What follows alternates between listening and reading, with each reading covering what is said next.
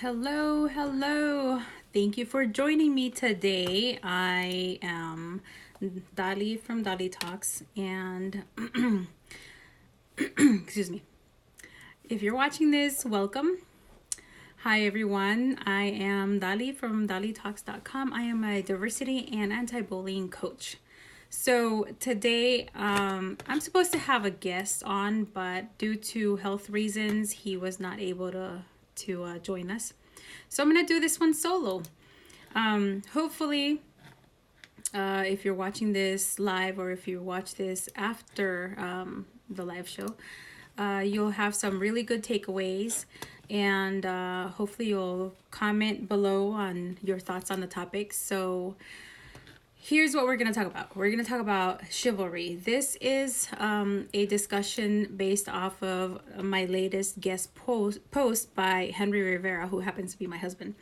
And a while back, I told him, I said, hey, I'd like your thoughts on the things that you see that boys lack nowadays in elementary school, because he volunteers a lot at two schools, actually, at a middle school and an elementary school. And he told me he was really interested in starting a boys program, and I asked him, what would you teach? Like, think of it as if we had a son, because we have two girls, what would you want to teach your son? And of course, that's a loaded question, right? Because as a parent, you want to teach your children a lot of stuff. So but I told him, narrow it down to like the top 3 things that you would want to teach your son if you had one. And so he wrote a blog post, and it's called 3 Things I Teach My Son. And you can see you can read that on Dalitalks.com. And so he wrote that, and it was really interesting because I learned a little bit about his own background and how he was influenced by the women in his family to be courteous and thoughtful and, a gentleman with women, whether they were family members or not. And one of the interesting things was that for him being a Latinx person with that Latinx culture embedded in, deeply in his roots, in his family, I was surprised that he said that he never saw any of the men in his family have that machista, the macho, I guess, aura or, behaviors that are commonly thought of when you think of Latinx people. So that was really cool. And he said that he had an uncle who really made a positive impact on him.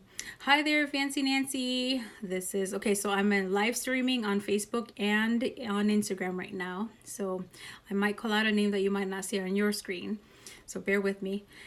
So anyway, yeah, that blog post is living on Dalitalks.com. It's called 3 Things I Teach My Son. And then I asked him to come back 2 weeks later and share another blog post, and he calls it 1 More Thing I Teach My Son, just a follow-up.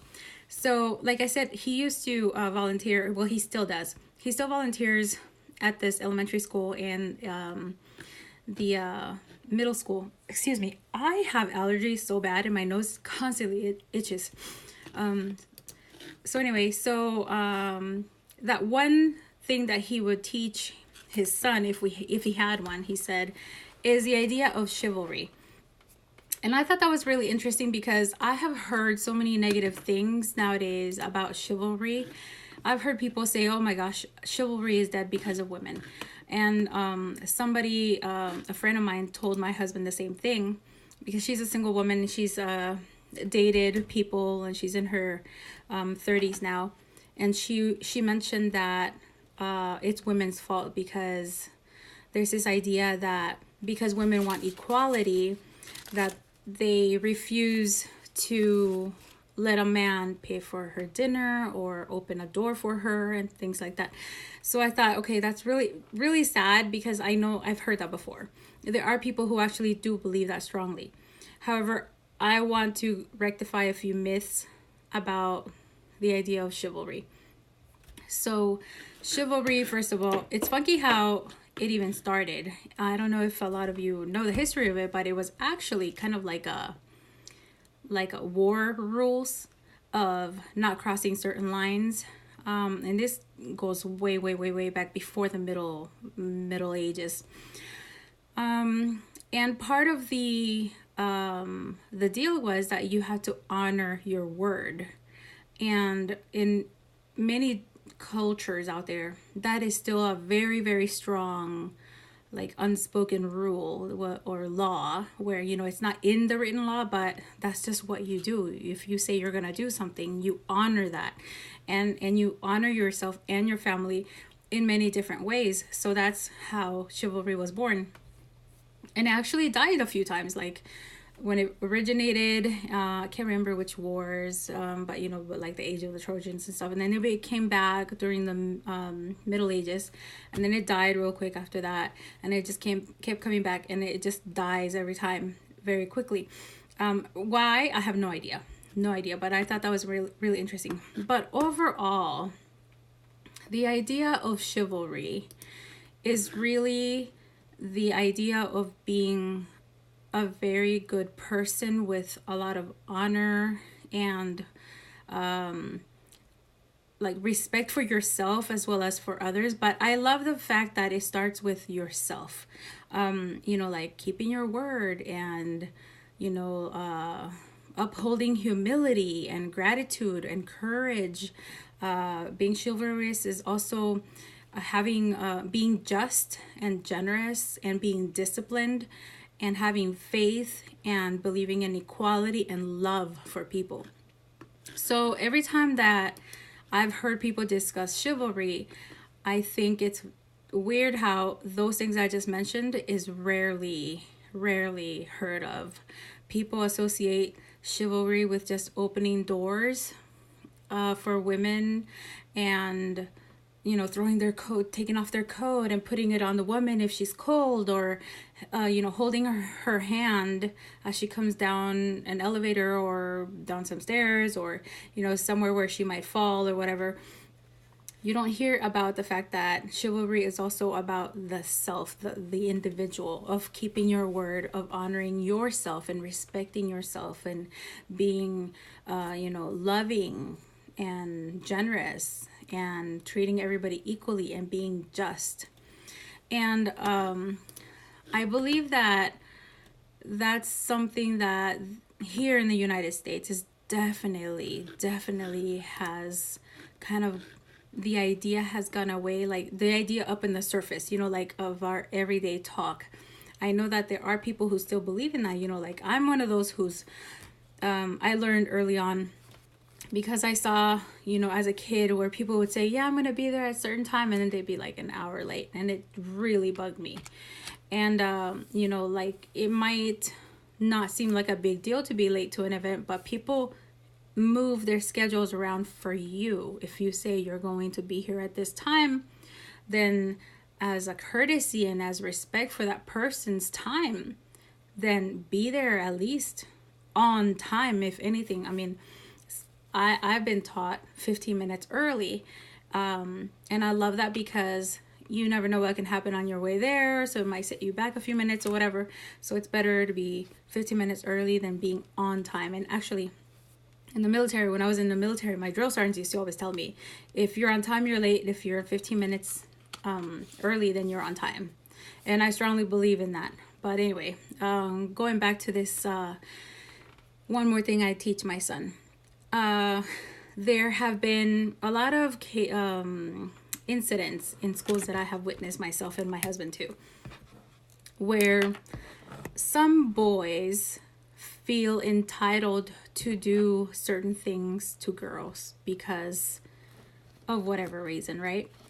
And I always try to not think of it as a, you know, like boys are just being boys, because I don't believe in that. I mean, that's a dumb idea. Oh, they're just boys, they're just being boys. No, that's like, you're just being a human who has been taught that it's acceptable for you to be that way or to do those things or whatever it is that you're doing because you're a boy.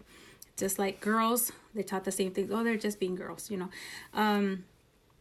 And the other thing too is that some girls believe that chivalry is something that takes away their agency, you know, their choice. Hello, Maritza. Thanks for joining. I'm discussing chivalry. So back to this idea of girls, how they view, not all of them, but some of them view chivalry as an ideal that takes away their agency or their rights or their equality. And you know, I believe that is an incorrect, or that's a myth, because what it is just simply showing courtesy and just having that idea of, okay, I'm gonna court you this way because I care about you, you know, so I'm gonna show you out of, I guess, care and love that I will open the door for you, because not because I don't think that you can do it, but because I want to be that romantic person that sweeps you off your feet. And when it comes to chivalry, we usually think only of men, but I think, in my own opinion, that chivalry can be something that women or girls can also practice, because like I said, chivalry is not about opening doors and helping the old lady cross the street. It's about being respectful, about having honor for yourself and others, about being just and believing in equality. It is showing love and respect. I think I already said respect, but you know, all of those things, and being humble. So I think that it's important to have these conversations, because when you show or explain this to children, then they're more likely to be open-minded about it and to put what they're learning into practice. One of the things that I teach my own kids is, you know, if you say you're going to do something to someone, you better keep your word. And if for some reason you cannot accomplish whatever it is that you've promised, then you better have a really good excuse, or, you know, like justification about why you cannot go through with it. And always let them know ahead of time. Do not be that person that just doesn't show up to something, because that really, really upsets me, because I know that sometimes people do that because they're embarrassed, but I'd rather you call and say, hey, I really can't make it. I'm sorry. I thought I could, but I just wasn't able to. I overpromised, or I overcommitted, or whatever. And I'm saying that because that was me as a kid. I always saw certain people in my life promise that they would do something, bail out, and they would not call and or notify the other person, and it made them look really bad. And I learned that bad behavior, and they never told me to do that. It's just, you know, birds of a feather flock together. You know, you do what everybody around you does. That's how you learn it. Or, you know, like, you're a product of your own environment. You end up adopting those behaviors or the language or whatever, you know, the culture where you're at. So I learned the hard way later on, because I felt so down on myself, and I thought, gosh, this is pretty crappy of me. You know, I don't feel good about myself. Then I couldn't face the person. I was so embarrassed. And then finally somebody, I can't even remember who it was, explain it this way, the way that I've just explained it, to always, you know, learn to say no. Because when you do not say no, and you know for a fact that it's going to be difficult to accomplish something, then it's better to tell the person, I'm sorry, I'm just gonna be honest with you, but I really cannot. I can't meet that deadline, or I can't come through, you know. And I remember part of the problem about that is because I was a pleaser, and I think I still am, but I know how to control it a lot better. For some reason, I felt like I would let people down if I would say no, but I had to just learn to be honest with myself first, which would allow me to be honest with others and say, hey, I just can't. I'm sorry. I really, really want to, but I can't. But anyway, I know that's like a side like topic about this whole chivalry thing. So if you're having I know that everybody thinks that their kids are really nice kids and that they have manners and all of this, but you know what, kids are different at school. And I urge you to just have these conversations with these children, because even if they are already really good kids, it never hurts to have a conversation, and not in a way where you say, hey, come here, let's talk about chivalry or let's talk about respect. No, you just work that into your daily conversations. Or, if you're watching TV and you happen to see something that could spark that conversation, you can say, oh, that was really nice, he's very chivalrous, isn't that really cool that it still exists nowadays? And then they might ask, well, what's chivalry? And then you can explain. So please, please, please don't tell them it's about just opening doors. Talk to them about its real deeper meaning. Let them know it's about honor, respect, humility, gratitude, courage, definitely. Like kids, they need to have these lessons, hear them, because there's so much influencing their minds right now. TV and social media, and the fact that kids use mobile devices as young as 1. I mean, as they're so little and they can figure things out because they're so, interactive and easy to use. So all of these other outside influences are teaching your children certain things that you probably would want them to learn in a different way.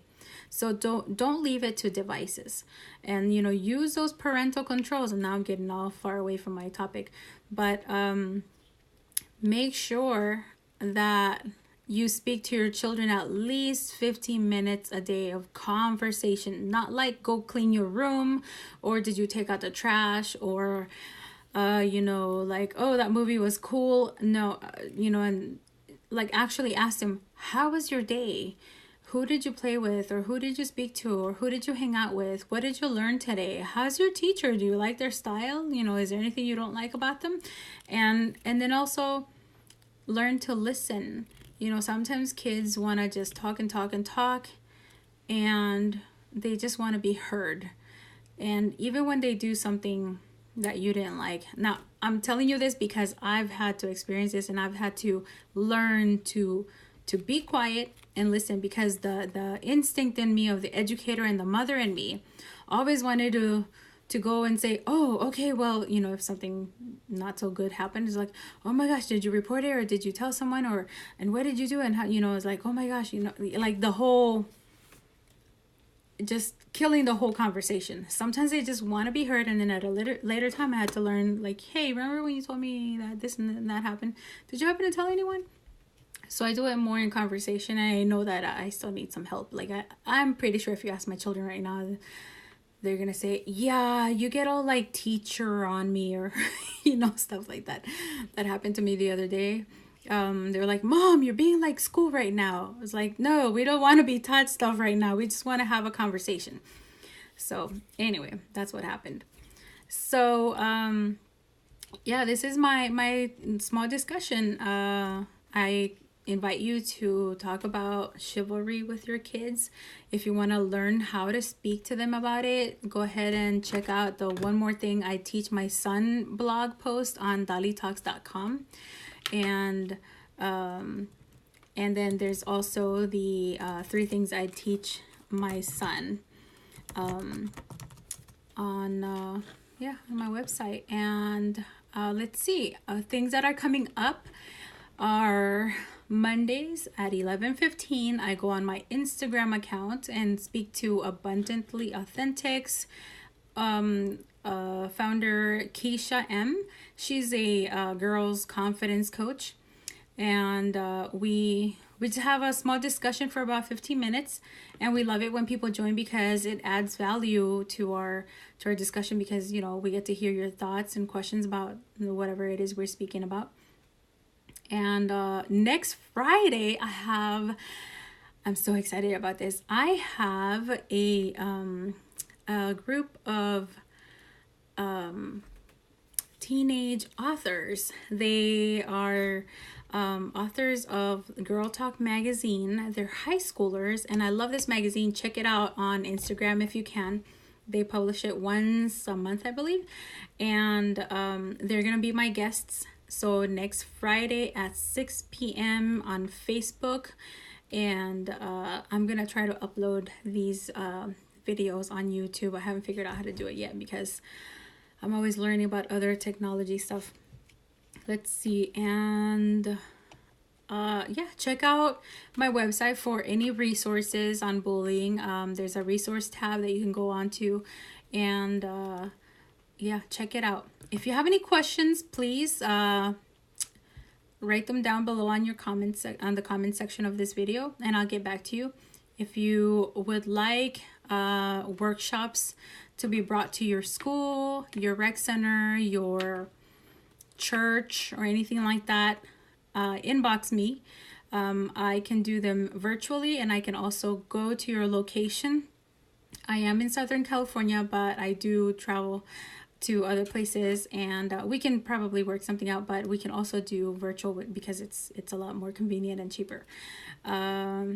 Yeah, that's about it. Thank you so much for watching, and thank you for your loyalty. I always look forward to doing these videos for you because I like sharing the knowledge and I love helping kids. So I'll see you on Monday at 11:15 on Instagram, or I'll see you next Friday at 6 p.m. All right, have a good one. Bye.